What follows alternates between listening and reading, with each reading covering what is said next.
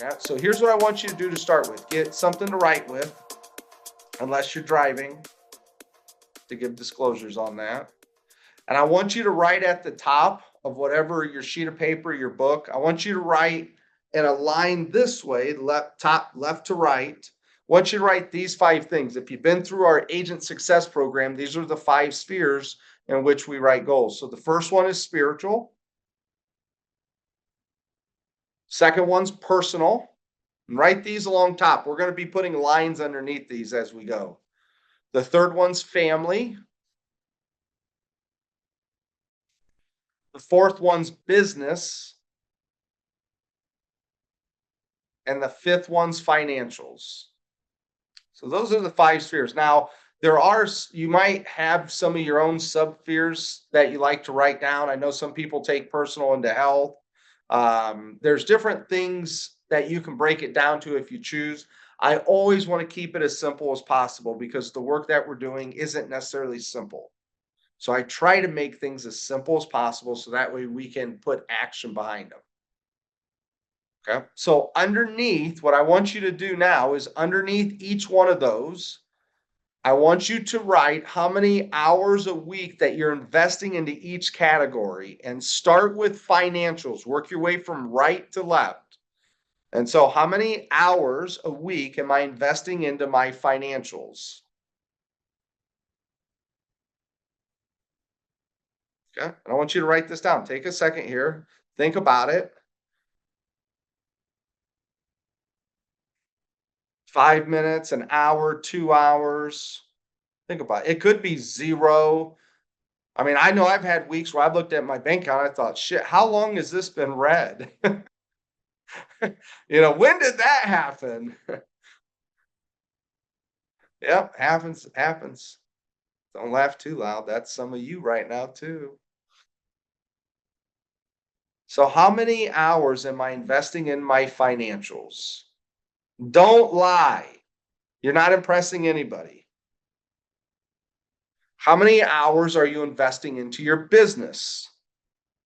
That one's a little easier to know. Are you working 40, 50, 30, 60? How many hours are you investing into your business? I want you to think about this too. Don't just write down a random number, because for us to do the work, we actually have to have a good realization of this is my reality. And if I want to change, I have to change my reality to this. So we're going to need that reality. How many hours are you pumping into your business? Next to that, I'm going left here on the top. How many hours are you giving to your family? How many hours? So you got some time in the morning, maybe you got some time at night, maybe you got some time on the weekends. Some of you don't have a family on here. You might not have a mother, father, grandparents, or anybody around. It's okay. Family can mean different things. Might be your neighbor. Might be the person at the soup kitchen you see. How much time are you investing in your family? Next, how much time are you investing into your personal life? How many hours do you give to yourself personally a week?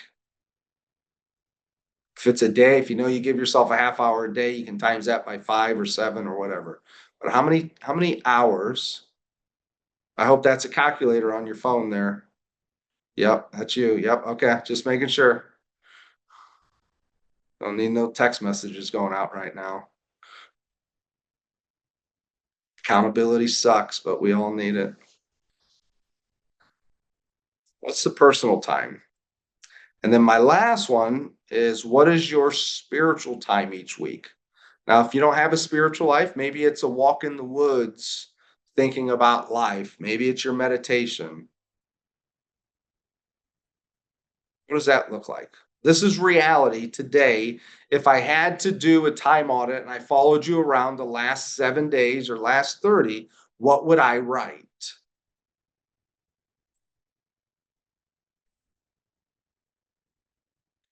I'll give you 30 more seconds. Look over those numbers. We're going to stack on these. So again, if you're just popping in, we're doing our last of our time management. We called it Time of Your Life. It's our last module on that this month. Trying to put it all together. Okay. So you now have so many hours written through each one of those. That's what it should look like right now. My next question, I want you to write what your best looks like. So you have your reality. Now, what does the best look like? How many hours a week in your spiritual life? How many in your personal? How many in your family? What does your business get? What do your financials get? What does your best look like? If you were to guess today, September 24th, 2024, what does your best look like? Because I know personally my reality and my best are not the same right now. I think each and every one of us probably could agree to that. If not, raise your hand. I'll shut up and you can talk. Or at least I can ask you a couple good questions. What does your best look like? How many hours in your spiritual life? How many hours in your personal? How many hours in your family, business, and financials?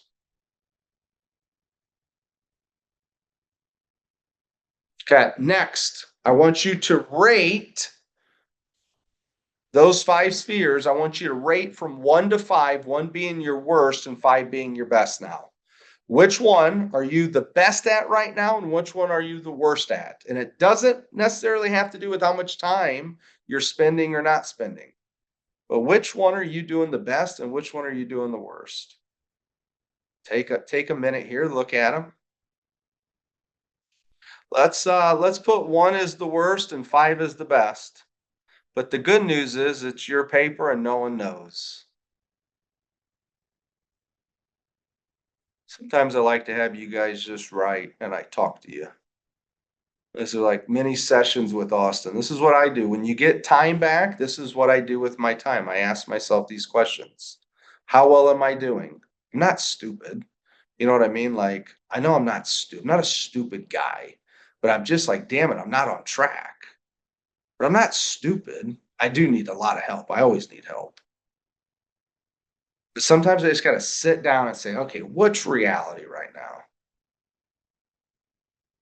What does reality look like? What do I want my life to look like? I don't care what reality is now, but what do I want my life to look like? And it's like, damn, those two aren't aligning. Look right there. I said I wanted, time with my family, and then look, there's no time with them. It's okay. Like that's called the past, by the way. We can't change that. We can only change the future. Okay, next, I want you to write, why was the thing that you wrote number 1 next to, why was that your weakest? And then after that, write, why is 5 your strongest? So it's you talking to yourself right now. Why did I rate this thing a 1 and why is this so low in my life? Is it not important? Have I drifted? Have I had challenges? Am I not faithful enough? Why is 1 my weakest? How the heck did that happen? I know exactly why my 1's the weakest. Because I let it be the weakest. Now the problem is I let it be the weakest for a couple months and then it took a couple more months. I didn't allow that to happen, but damn it, it did. That ever happened to you guys? You're like, I'm gonna drift for a couple days, and the next thing you know, it's been a couple months. Yeah. So the question that you're finishing up now is why is 1 your weakest and 5 your strongest?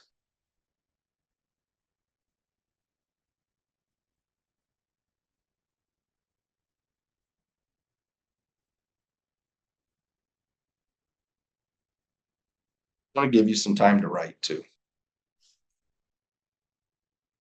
Sometimes when we train here, you have no time. We're just working. I'm just pouring in all of my knowledge, wisdom, failures, and some other times it's good for me to speak slower and for you guys to write.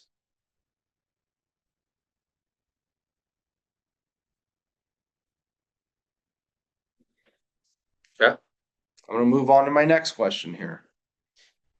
Which one of these spheres has the largest opportunity for you right now? So when you look at your life on all the pieces of it, which one has the biggest opportunity? Is it my spiritual life? Do I have a chance to really do something right now with all the work I've done? Is it my personal life? Where's my opportunity? Largest opportunity. And you could have the largest opportunity because you've neglected something too. I was going to say, what do you mean by opportunity? Opportunity could be like, hey, something to go for, or opportunity for growth. Nina, at this point, that's a great question. I am not bucketing anything in. I am trying to spur your brain to think right now, because the answer I might give you could be completely different than what I say to Amber. And what Amber's hearing, what you're, because your mindset where your mind's at right now, isn't it? And what I'm doing, I'm just trying to say things that spur little seeds in that mind, whatever Nina's thinking about her life where she's at. Whatever I'm saying is just going through that filter, and whatever Amber's thinking is going through her filter. So when I say opportunity, I mean, like, which one of these five, if I gave it a go, I would see the most fruit from my labor. I've worked my butt off for 2 years to get this thing as close to this point right now. And I have the biggest opportunity right now with my family, with my personal life, with my spiritual life, business, or financials, because of either possibly neglect, because I haven't worked on it. You might, okay, I'll use financials. I've been writing a whole financial program recently. So here's a great example is you've probably neglected your financials for a strong decade.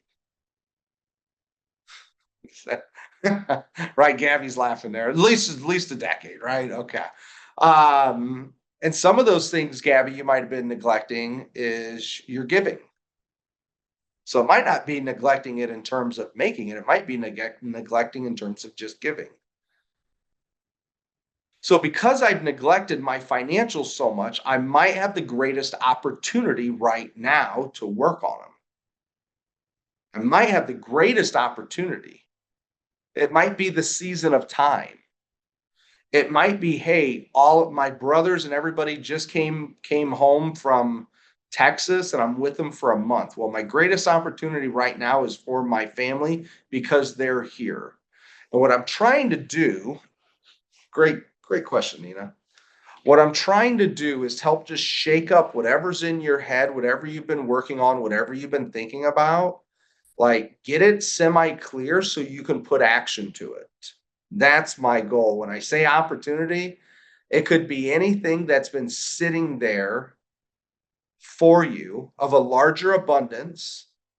And it might be a larger abundance, once again, not because of the positive, but because you've neglected it so much. And you got room for improvement right now. This is a great time for opportunity. Good example. I gained at least 10 pounds when I wrote my wealth program. So I wasn't thinking about eating. I was thinking about thinking.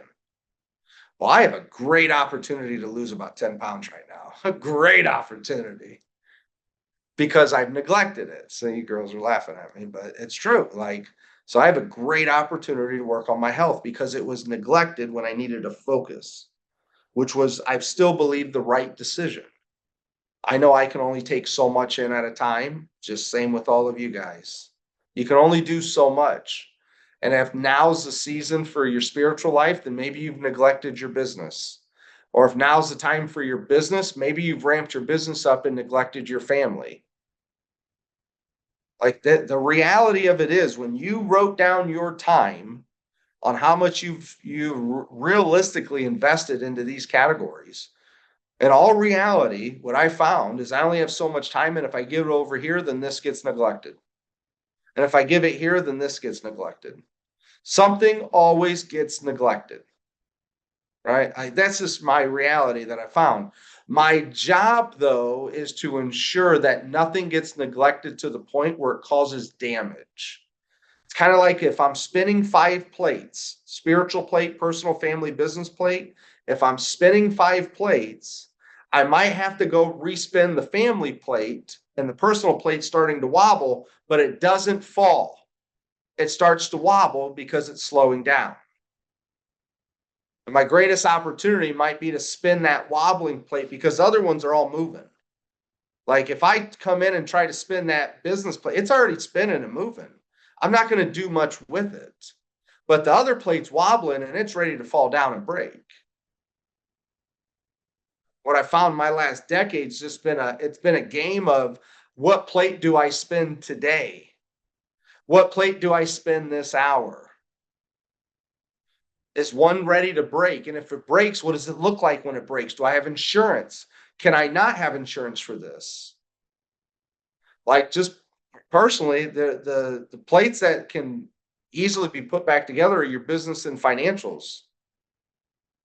You do one thing. If I do one thing wrong with my wife and she's gone, I'm not putting that thing back together. You catch me? So like it's just a matter of focusing on what plate is spinning, where's my greatest opportunity, which one's weak, which one's better, and where do I really invest my time? What is the one thing that I need to get things moving in the right direction? We need small pivots normally, guys, small pivots. You're showing up to this and we're doing the work each week, it's small pivots. It's not like 180-degree, completely different, new idea. Here comes Todd, a brand new man this year. Here he comes again. It's not that, it's a small pivot. This plate's going to fall. Let's go spin this for a second. Well, when I spin this, what's the reality that happens? Well, if I do this, then this one's going to get neglected. Okay, well, this thing's spinning pretty good. Let it sit for a second. The top of the mountain requires all these things to be in line. If you want to summit whatever your goals are in life, you need all these things working in line. You can't be broke. You're going to need some sort of business. You want some sort of family and people, if you have them now or not, like you're going to want your family with you. You better be healthy. You better be good. And you better believe and have a life that knows that somebody else is in charge and not you.